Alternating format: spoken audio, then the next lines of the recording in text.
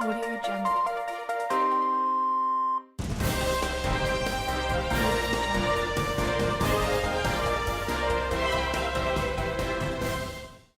Good evening, City of Long Beach. It has officially been 1 year since the outbreak. Over the course of just a few weeks, the viral disease has spread over 40% of the population. The world is in chaos. Hospitals are overflowed, cities are being decimated in population and overrun by the infected. Over 40% of the cities in the United States have evacuated to quarantine areas such as California and Ohio. Today we have a guest speaker, Dr. Pepper, here to give us insight on how we can know more about the infected and to ensure more safety for each and every one of us. Thank you for being on our show today. Well, thank you for having me. Today I am here to inform you about the typical process of which the body of the infected goes through.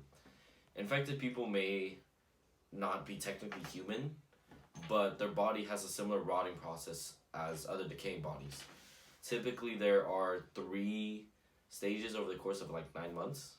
Stage 1 being 1 to 3 months of being infected. Stage 2 being between 4 to 6 months. Stage 3 being 7 to 9 months. How could someone identify between the different stages at which a zombie's body would decay? That's a great question. Well, I brought a diagram with me to show everyone the signs. Allow me to show you. To start off, there are 4 different types of tissue within the body. There is epithelial, connective, muscular, and nervous tissue. In stage 1, you can see the infected has very little symptoms, only molting and peeling of the skin.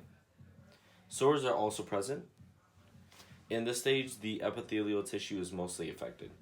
The main function of epithelial tissue is basic protection. For clarification, epithelial tissue is the skin. In stage 2, which is right here, parts such as the eyelids, the ear, fingers, toes, and teeth all begin to either rot, fall off, or swell. In this stage, the infected generally will show these symptoms. As you can see from the diagram, the lips begin to swell and rot. You can also see hair from the head beginning to slowly fall off. In this stage, mostly connective tissue is being affected. Connective tissue generally is the tissue that fills in space like cartilage, which would be in your finger, and blood, which is also in your body.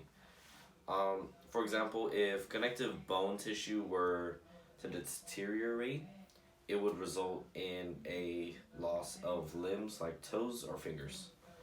Now, to help you understand, if the smooth muscle tissue were to deteriorate in the body, which is located in hollow organs, then their stomach, which would be located around here, would decay, preventing the infected from gaining any food. How would the decaying affect the infected in those 3 stages? Oh, that's a great question. Well, for each stage, it'll have differing effects based on which level of decay the infected is at. During stage 1, the infected is at its peak of being the most dangerous, mostly because they have barely deteriorated and most likely have all of their limbs. Also, be careful since their blood hasn't completely drained or decomposed. They can appear to be a normal human being, having the flesh tones of normal human being instead of the grayish green skin that you may be used to. During stage 2, the infected look a bit more like a regular infected. They are quite dangerous like stage 1, but the swelling of the tissues can cause difficulty walking, and stiffness, meaning the infected just simply wouldn't be as fast as stage 1. While stage 3 may look the scariest, it's probably the least dangerous. Most of the infected have lost their limbs or decayed in the skeleton, which greatly affects how one would move. Like if you didn't have a leg, obviously you can't walk normally. Stage 3 zombies tend to be the slowest moving, but if their stomach has decayed, they will be a bit hungrier than the other stages, meaning they'll always be active. Thank you so much for being on the show today.